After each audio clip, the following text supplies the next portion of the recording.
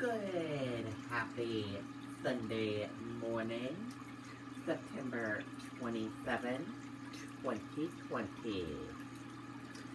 I'm Riley King, and welcome to the Riley King Newscast, right here on the Riley King Network. We have a lot of news to get to this Sunday morning, so let's begin. First up, we begin with the COVID-19 update.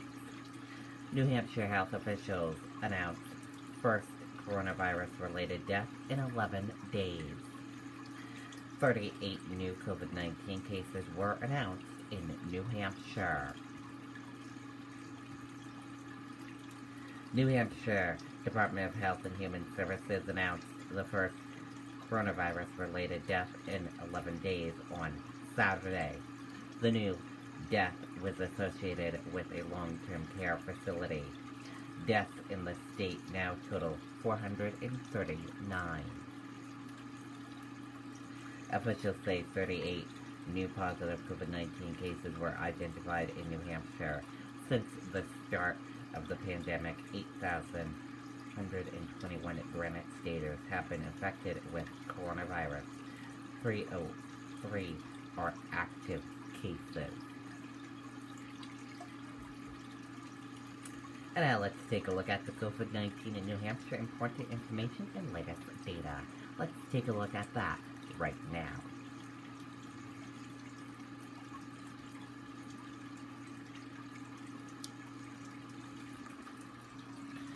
And here is a look at that information for all of you right now. There are 8,121 number of people in New Hampshire have tested positive for COVID-19.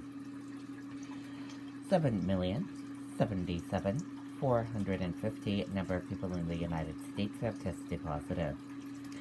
439 number of deaths from COVID-19 in New Hampshire. 734 number of people have been hospitalized with COVID-19 in New Hampshire. And 486 number of deaths from COVID-19 in the United States.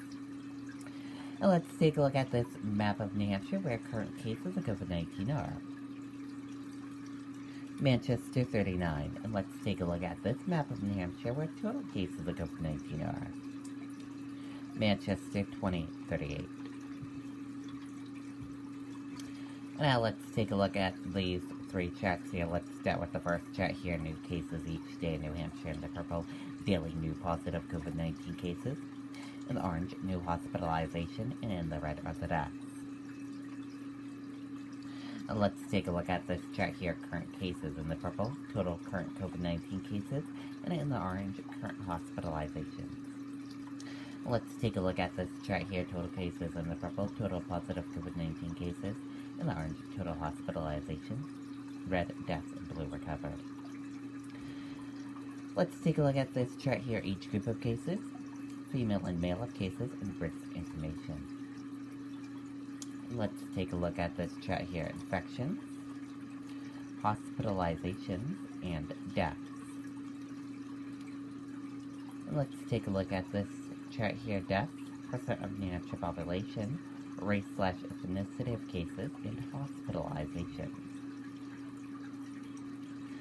And a reminder, your common symptoms: fever, lack of smell, cough, difficult breathing, chills, nausea, vomiting, and diarrhea. How it spreads, and prevention tips. And be sure to stay with the Riley King Network for the latest of your COVID-19 information.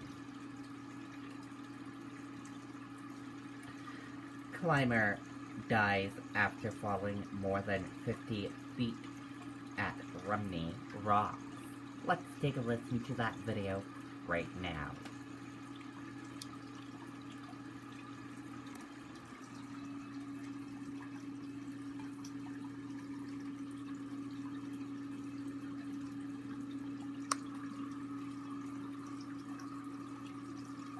Good evening, everyone. I'm Riley King. Welcome to my evening news report right here on the Riley King Network. Let's begin. Climber dies after falling more than 50 feet at Nominee rocks. A climber died when he fell more than 50 feet at Nominee Rocks on Friday afternoon, Fish and Game said.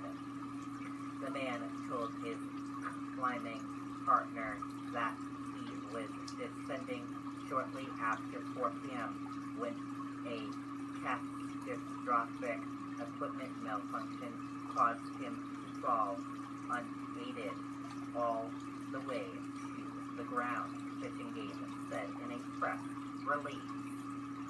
Fish and Game said the man fell 55 feet to the base of the rock. Fellow climbers came to the man's aid before first responders arrived, but he was pronounced dead at the scene. The man's name has not been released. And that does it for this evening news report right here on the Riley King Network. If you're watching this evening news report, have a great rest of your evening.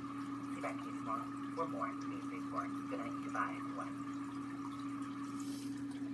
Okay, and there you go on that video and that report.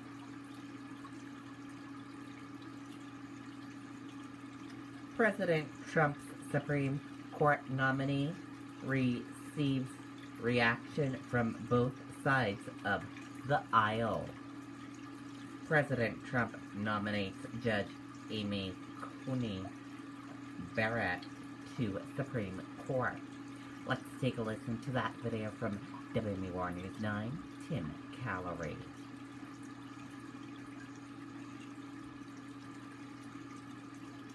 The fairs may be canceled, but Mainly Tub's huge annual fair sale is back and bigger than ever, with hundreds of hot tubs in stock. I think it is a great choice on his part. Pam Tucker is the vice chairman of the New Hampshire GOP. She applauds President Trump's choice to select Judge Amy Coney Barrett as his nominee to the U.S. Supreme Court. I would expect Judge Barrett to uphold the Constitution and the rule of law and not to legislate from the bench. And that's what the American people want. Donald Trump seems to think he can push his partisan agenda. Holly Shulman is a senior advisor to the New Hampshire Democratic Party. She calls Judge Barrett's nomination a political move by President Trump. I think her record has been clear. What she wants to do is overturn the Affordable Care Act. What she wants to do is overturn Roe v. Wade. These are set laws. They've been laws for a long time, and it's unfortunate that Trump is taking her to enact his partisan agenda. With Judge Barrett's confirmation process likely to begin in the coming weeks, New Hampshire senators who will be part of that process are also speaking out. In a statement, Senator Jeanne Shaheen writes, quote, "There is so much at stake today, from health care access for more than 500,000 granite staters with pre-existing conditions to women's reproductive freedoms and the future of civil and voting rights in America. There is no need to rush this nominee." Senator Maggie Hassan also released a statement which reads, quote, "This nomination should be seen for exactly what it is, an attempt to overturn the Affordable Care Act and protections for pre-existing conditions. In the middle of a pandemic, no less. This process should not move forward." And in the latest ABC News Washington Post poll, 57% of Americans say they prefer if the next justice of the U.S. Supreme Court is picked by the winner of the presidential election. Reporting live tonight, I'm Tim Calorie, WMUR News 9. Okay, and there you go on that video and that report.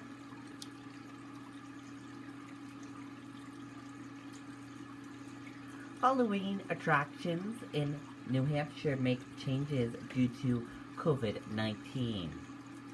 Let's take a listen to that video from WMUR News 9, Siobhan Lopez.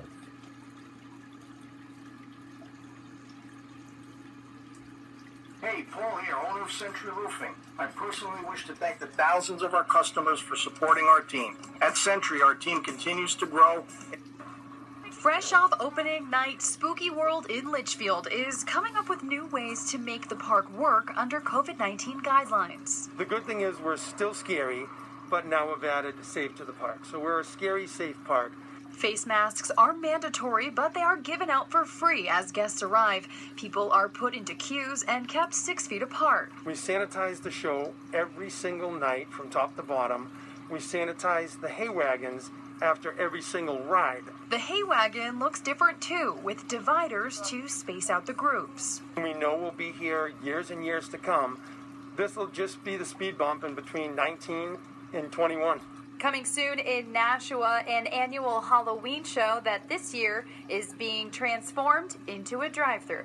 We want people to get the full experience without the walls. Graveside Manor is a home haunt on Foxborough Street. It usually has a structure to walk through in the yard.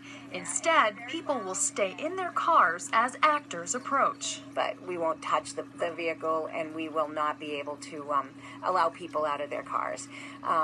So it's definitely going to be COVID safe. They warn the makeup and props can be terrifying, so parents may not want to bring small children. Their attraction does accept donations for Make-A-Wish New Hampshire. 100% of everything we take in for a donation goes directly to them. The drive-thru will operate on Fridays and Saturdays from October 16th through Halloween, but they're looking forward to getting people back in their haunted house. But next year we're going to be even bigger because we already planned to put an addition on. I think we're going to go up that way and then come out this way. So it'll be interesting. Hopefully. In Nashua, Siobhan Lopez, WMUR News 9. Okay, and there you go on that video and that report.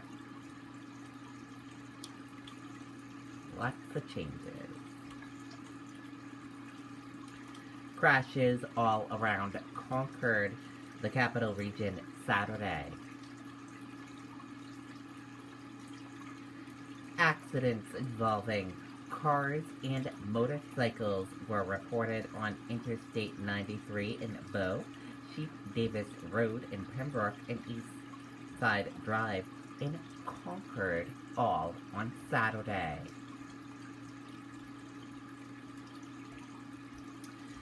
Firefighters, EMTs, police, state police, and sheriffs were kept busy around the capital region with several crashes yesterday. Around 1:15 p.m., Bow and Hooksett firefighters assisted with a 2-vehicle crash on the northbound side of I-93. Initially, one ambulance was sent to the scene, but later a second was requested. A third ambulance, Concord EMTs, were also sent to assist.